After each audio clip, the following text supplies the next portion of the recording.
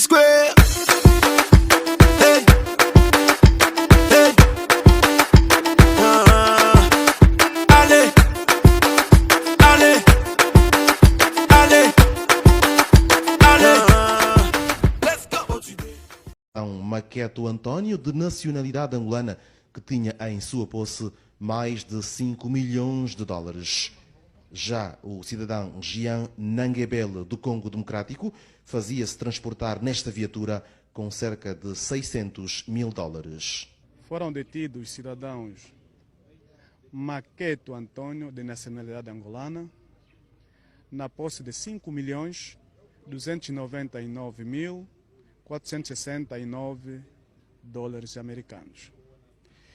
E Jean Monguebele Niami, de nacionalidade congolesa democrática, no valor de 588.850 dólares americanos, que destinavam-se para a República Democrática do Congo, interpelados no posto aduaneiro do Luvo, numa operação conjunta com serviços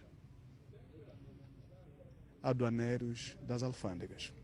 O contrabando de combustíveis na via fluvial do Rio Luvo também é prioridade da polícia no Zaire. Tem maior incidência na orla fluvial, isso é no município de Soio, para a travessia à RDC.